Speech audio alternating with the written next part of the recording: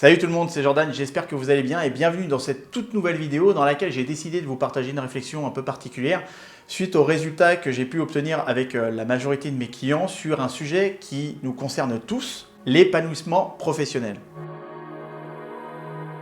Avant de commencer cette vidéo, et si vous aimez mon travail, pensez à vous abonner avec le bouton s'abonner et cliquez aussi sur la petite cloche pour pouvoir être averti des prochaines fois où je partagerai des vidéos sur la reconversion professionnelle, comment trouver sa voie et le bonheur au travail. L'épanouissement, c'est comme le bonheur, c'est un travail intérieur. Donc ne remettez à personne d'autre que vous la responsabilité de votre bonheur et de votre épanouissement. Car beaucoup de gens, la plupart du temps, beaucoup de gens attendent que quelque chose ou quelqu'un rentre dans leur vie pour que ces personnes soient heureuses, aussi bien dans leur vie professionnelle que dans leur vie personnelle. Et je vais vous partager une chose cruciale, gardez-la bien dans un coin de votre tête au chaud. Vous êtes la seule personne responsable de votre épanouissement. Vous êtes la seule personne responsable de vos propres expériences de vie. Et vous êtes la seule personne responsable de votre bien-être.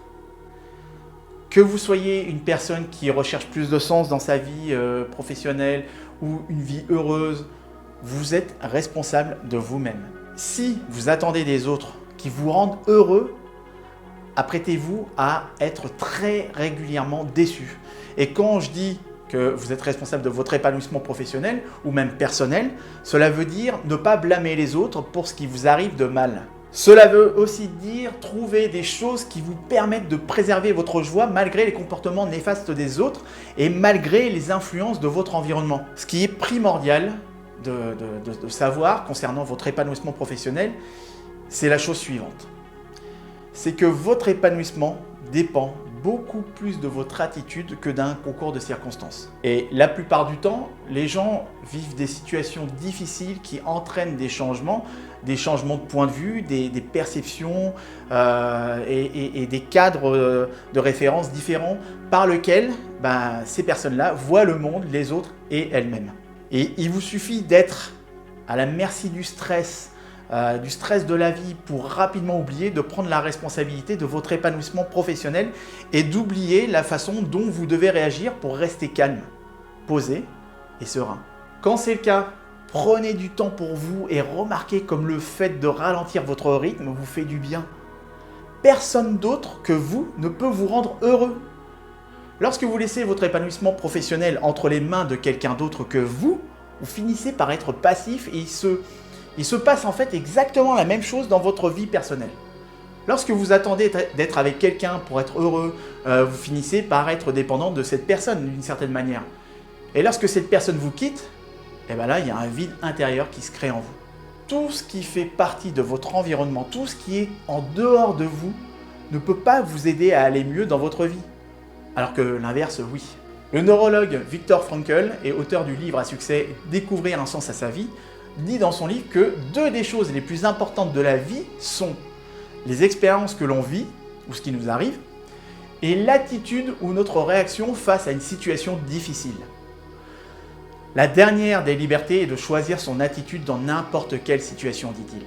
Gardez toujours la tête haute face à des concours de circonstances défavorables. Le bonheur, c'est un choix.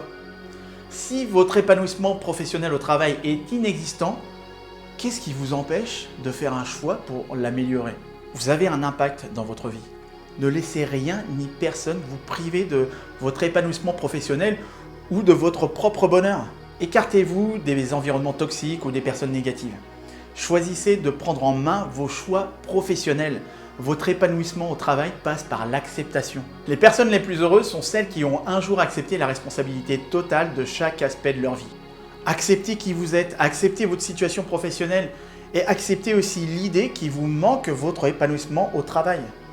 Acceptez le fait qu'il y ait des choses qui sont hors de votre contrôle. Acceptez les choses que vous ne pouvez pas changer et commencez par arrêter de vous comparer aux autres tout le temps. Comparez-vous avec la personne que vous étiez hier, pas à quelqu'un d'autre. Et portez votre attention sur votre progression vers votre épanouissement professionnel. Et préférez comparer vos évolutions. Si l'envie de vous comparer avec quelqu'un d'autre est trop forte, mesurez vos évolutions avec vous-même entre hier et aujourd'hui.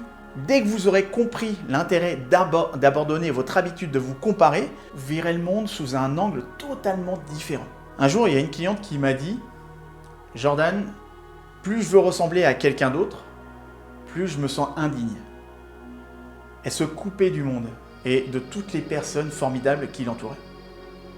Et une des clés pour votre épanouissement au travail est de vous préoccuper de ce qui est important pour vous, pour votre évolution, votre carrière et votre bien-être. L'épanouissement, c'est être reconnaissant.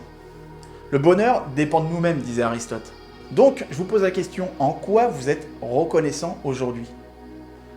Quelle est cette chose pour laquelle vous êtes reconnaissant?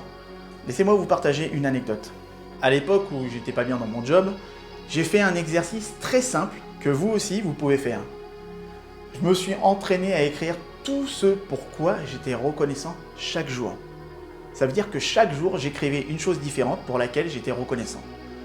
Dans ma vie personnelle, dans ma vie professionnelle, dans ma vie sentimentale, etc. Et ça m'a aidé à changer de point de vue sur mon quotidien en portant mon attention sur ces petites choses de la vie qui sont vraiment positives, pour moi, à l'époque, plutôt que celles qui étaient réellement négatives. La gratitude est étroitement liée à l'épanouissement et au bonheur. Une étude réalisée par l'Université de Californie de Miami a révélé que les personnes qui pratiquaient la gratitude étaient en moyenne 25% plus heureuses que les autres. De toute façon, que vous soyez convaincu ou non par ces chiffres, pratiquez et testez. Et là, vous validerez par vous-même.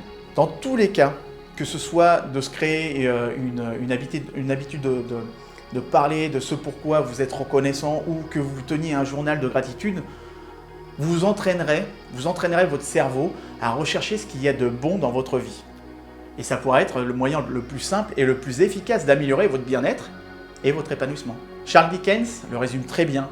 Réfléchissez sur vos bénédictions actuelles dont nous avons tous et non sur vos malheurs passés dont nous en avons tous un peu. Le bonheur, ce n'est pas une destination à atteindre et ça vous l'avez déjà entendu.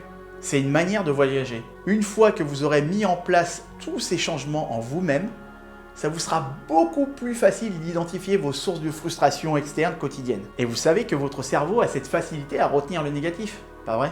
Et la bonne nouvelle est que vous pouvez entraîner votre cerveau à conserver votre épanouissement professionnel. Rick Hanson, l'auteur du livre Le cerveau du bonheur, la joie, le calme et la confiance en soi au temps des neurosciences, nous explique que tout ce que vous entendez, tout ce que vous voyez, tout ce que vous ressentez font partie de processus conscients et non conscients et sont régis par des neurones déclencheurs. C'est-à-dire que quoi que vous fassiez de manière prolongée ou répétée, ça laisse une empreinte durable en vous.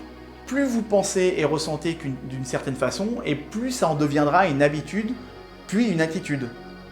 Donc entraînez votre cerveau à rester focus sur les bonnes choses de la vie pour arrêter de faire comme toutes ces personnes qui voient les choses en termes de problèmes plutôt qu'en termes de possibilités, opportunités ou solutions. Et quand vous aurez changé votre façon de voir les choses, apprêtez-vous à avoir plus d'énergie et à réussir. Et lorsque vous remettez votre bonheur entre les mains de quelqu'un d'autre que vous, cette personne peut vous faire vous sentir heureux ou malheureux.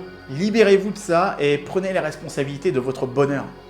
Soyez responsable de votre épanouissement. La prochaine fois que vous serez à la recherche d'une personne pour être heureux ou épanoui, regardez-vous dans le miroir et vous verrez une formidable personne capable de prendre en main sa vie et son épanouissement. Vous verrez une formidable personne capable d'acceptation, de gratitude et d'accomplissement. Et vous verrez une formidable personne capable de vivre une vie riche. Vous verrez vous. Merci d'avoir regardé cette vidéo. Si vous l'avez appréciée aussi, pensez à vous abonner avec le bouton s'abonner et à l'aimer, à la partager et à me laisser aussi un commentaire par rapport à ce que vous en avez pensé. Ça me fait toujours autant plaisir. Quant à nous, on se retrouve pour une prochaine vidéo. D'ici là, prenez soin de vous, profitez-en et osez briller dans votre vie.